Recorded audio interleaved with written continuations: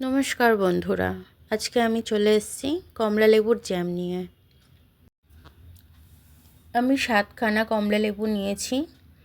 7খানা কমলা লেবু এইভাবে ছাড়িয়ে নিয়েছি। এবার আমি মিক্সিতে দিয়ে এইভাবে ছেঁকে নেব। আমি ছেঁকে নিয়ে এর পিউরিটা বের করে নেব।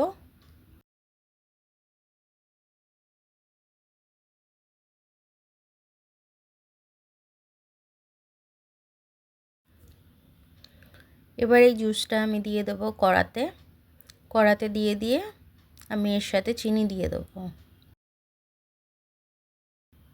1 বাটি চিনি মেপে দিয়ে দেবো। এবার আমি নুন দিয়ে দেবো। নুন দিয়ে একটু ফুড কালার দিয়ে দেবো। আমার কাছে অরেঞ্জটা ছিল না, তাই জন্য আমি ইয়েলো কালারটা দিয়ে দিয়েছি। ইয়েলো কালারটা দিয়ে দেবো। দিয়ে তারপরে এটাকে আমি নাড়তে থাকবো।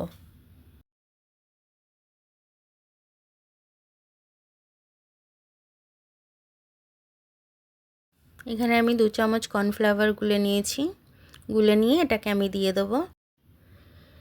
এটা দিলে এবার এটা একটু গাঢ় হয়ে যাবে। এবার আমি এটা একটু নাড়তে থাকবো। নেড়ে ভালো করে মিশিয়ে দেবো। মিশিয়ে দিয়ে এটাকে আমি একটু ফুটতে দেবো।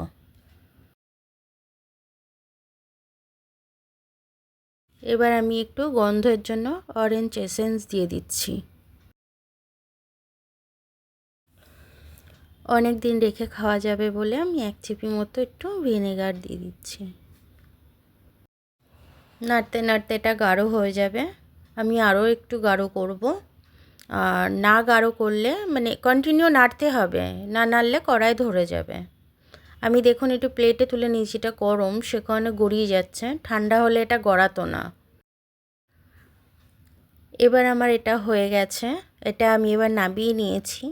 এবার এটা আপনারা বাচ্চাদের টিফিনে জ্যামটা লাগিয়ে দিতে পারেন পাউরুটির সাথে, এবং আপনারাও খেতে পারেন।